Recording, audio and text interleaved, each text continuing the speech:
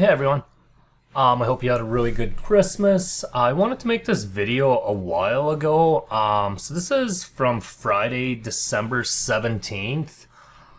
So initially I had taken 3 entries this day. This was pretty much my best day ever on Euro. I hit, I think around 80R on this, with 3 positions.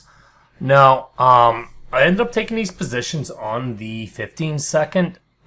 Because I waited so long to make this video, unfortunately we don't have access to the 15-second, and I'll kind of have to show you guys what I did on the 30-second entries, and which is totally fine. It still works. It's just wicks instead of candles, which is, you know, not a big deal. So first off, we're just gonna go to the higher time frame here, and we're just gonna kind of assess what we had going on. So if we just kind of compress all this and we look, the last thing we did is put in another lower low with on our 15-minute structure. Now the next thing to notice is we've been kind of stuck between this range, and this is kind of no man's land in the middle here. That's where you become liquidity.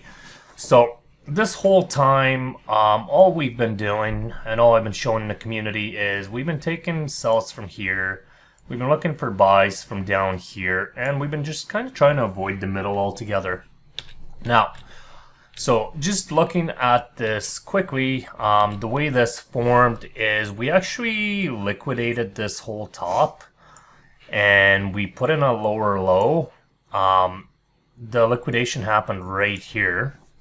As you can see, we also formed a divergence there, and a lot of times these divergence spots and where the MA crosses, we usually get another test of the area. So this dot here is where our MA and momentum cross after divergence forms.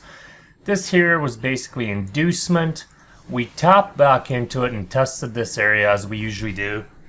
We're obviously in the high end of the range.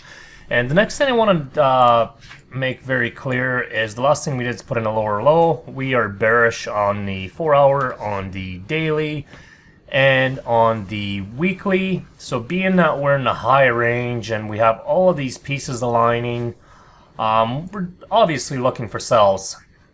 Now if we just look at this really quick, the way Euro formed, we reacted to these sell to buy wicks here. Well, not demand. Let's call that a supply. So we get a bit of a supply here. What I want you to notice is how this supply reacted, and ultimately this supply showed us that sellers are looking to take control. So we took this low out, and our expectation now is to continue making lows. Let's change that back to a supply. So now that we're looking at this, we have this low here. So this low here took this low out. And then this area here actually took out this low as well. So now we kind of made another low. So our expectation is to react to something in this area. That's likely a 1-hour supply. Might even be a 2-hour. And basically we're looking to take that down from there. Now, the way I ended up managing this is I closed the first position out at 8R right away, and I let the other 2 basically just run, and I let them run to this flip zone here underneath all this liquidity. I think it ended up going to like here, but this to me here was the flip zone that flipped the market and caused the momentum up. So we're just gonna delete a few of these things here. So what we'll do is we'll pull this, I'm going to pull this wick because that's kind of the most relevant supply at the time, as it's the unmitigated one, and we really like wicks. So that's kind of what we had on the higher time frame. As anything, you would obviously never hold a trade into where I held them into without paying yourself. So the reason I took 3 positions is they were all smaller percentages, smaller risk. Basically, the 3 of them added up to what I would usually take between 1 position.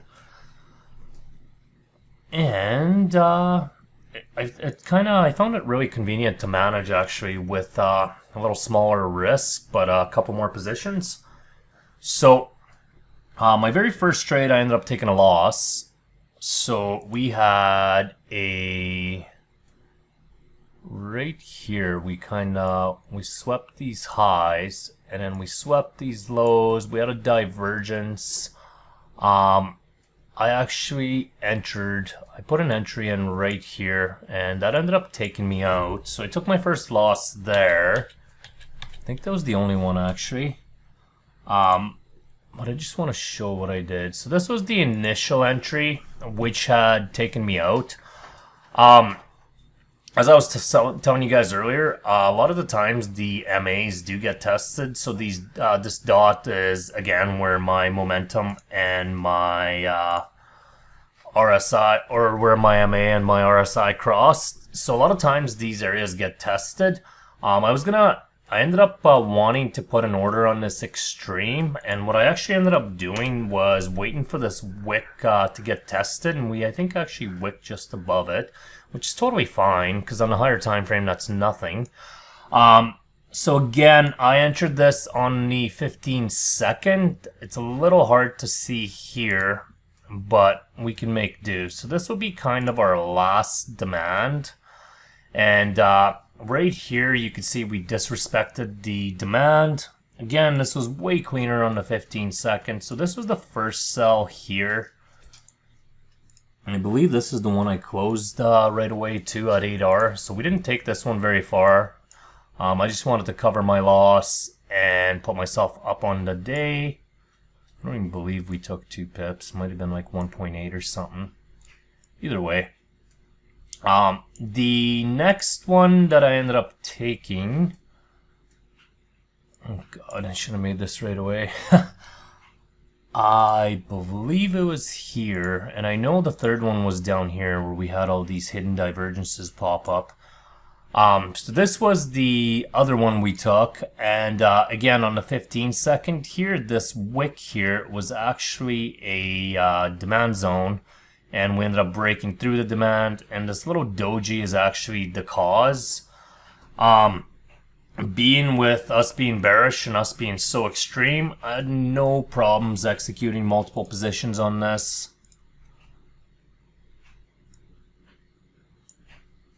So that was the second position. We held the majority of this one right into target.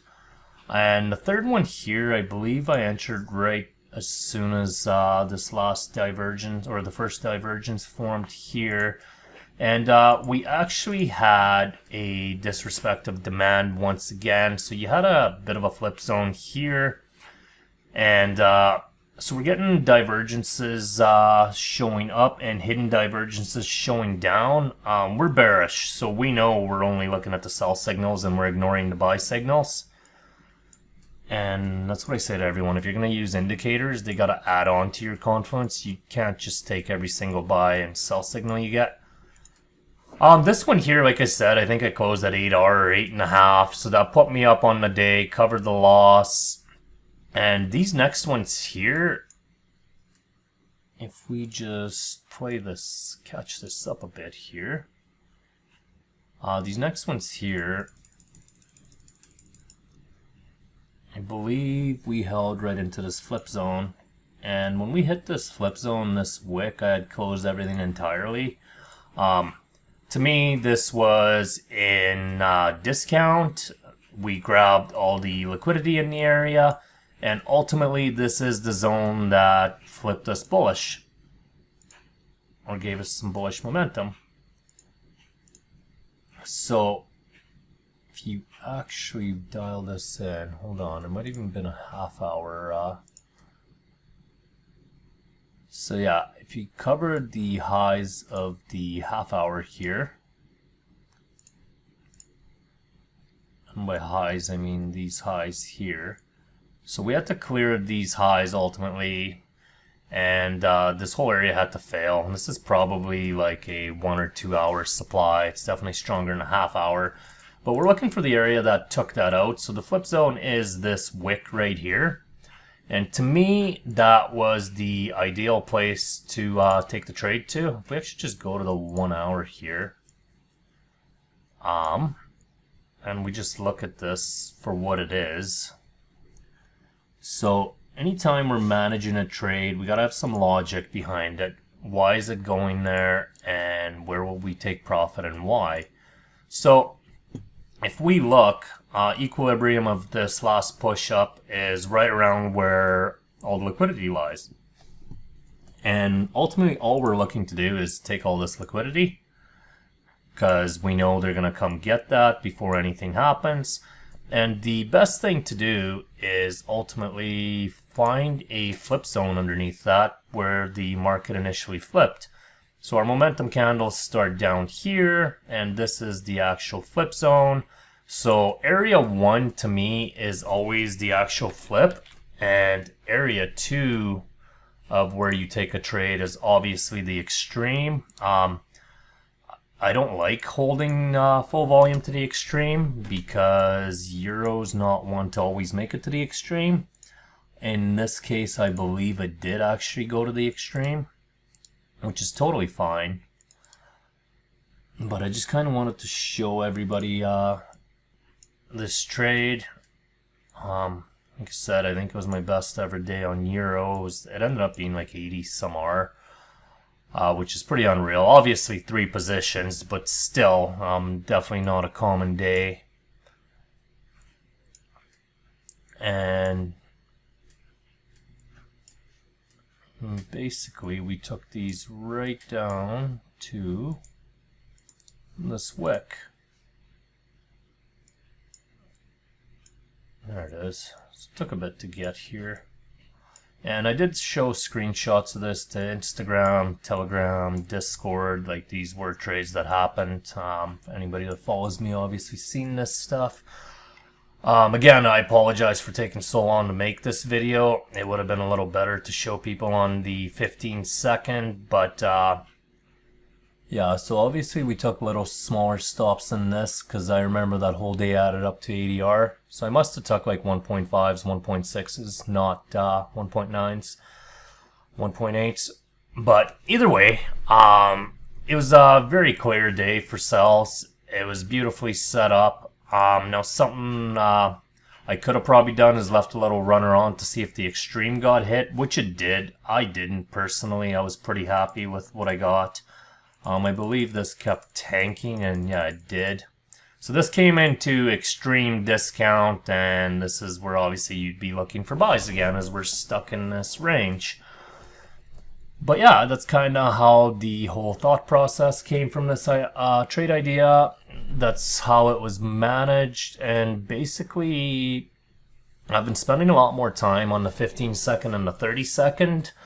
And still looking at higher time frame stuff for trade ideas, but ultimately I've been able to find tops and bottoms a lot easier using divergence and MA and momentum crosses and stuff. So I've kind of been evolving the SMC trading style a bit.